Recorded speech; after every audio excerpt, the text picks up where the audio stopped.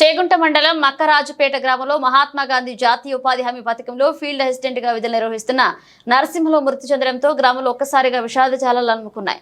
అందరితో కలిసిమెలిసి ఉంటూ నరసింహులు ఉపాధి పనులు నిర్వహిస్తేవాడు.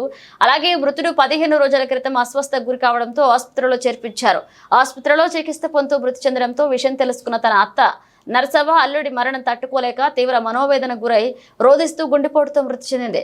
గంటల వ్యవధిలోనే అల్లుడు అత్త మృతి చెందడంతో 2 గ్రామాలలో విషాద ఛాయలు అలుముకున్నాయి. విషయం తెలుసుకున్న వివిధ మండలాలకు చెందిన ఈజీఎస్ సిబ్బంది గ్రామానికి చేరుకుని నివాళులర్పించారు. అనంతరం చేగుంట ఏపీఓ శ్వేత మాట్లాడుతూ నరసింహులు అందరితో కలిసిమెలిసి ఉండేవాడని, ఆయన మరణం చాలా బాధాకరమన్నారు. ఆ కుటుంబానికి తీరని లోటని ఆమె అన్నారు. ఆ కుటుంబానికి మనోధైర్యాన్ని ఇవ్వాలని భగవంతుని కోరుకుంటున్నట్లుగా తెలిపారు.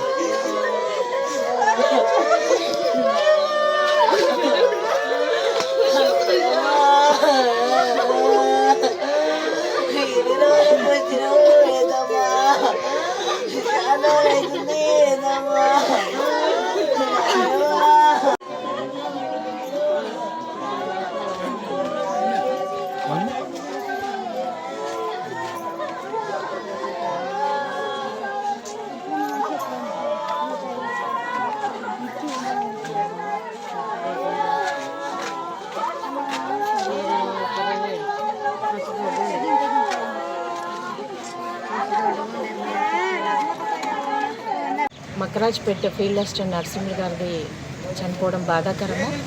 ఆయన గత 15 రోజులుగా అనారోగ్యంగా చికిత్స పొందుతున్నాడు. 10 సంవత్సరాల నుంచి మా దగ్గర ఈజీఎస్లో ఫీల్డ్ అసిస్టెంట్గా పనిచేస్తున్నాడు. ఆయన చనిపోవడం బాధాకరము. 15 రోజుల కింది వరకు కూడా అందరికీ ఉపాధిలో కూలీలకు పని కల్పించడము, వాళ్ళకు పేమెంట్లు అన్నీ చూసుకోవడం కూడా జరిగింది. ఊళ్ళో కూడా ఆఫీస్ స్టాఫ్తో అందరితో కూడా మంచిగా ఉండేవాడు. ఆయన లేని లోటు బాధాకరమే. సో అత్తయ్య గారు కూడా ఇక్కడే ఉన్నారంట. సో ఆమె అల్లుడి మరణ వార్త తెలిసి ఆమె కూడా చనిపోవడం జరిగిందని తెలిసింది రాత్రి. సో ఆమెది కూడా బాధాకరమే. వాళ్ళ కుటుంబానికి మనోధైర్యం కల్పించాలని మేము కూడా అందరం సపోర్ట్గా ఉంటామని చెప్పి తెలియజేస్తాం.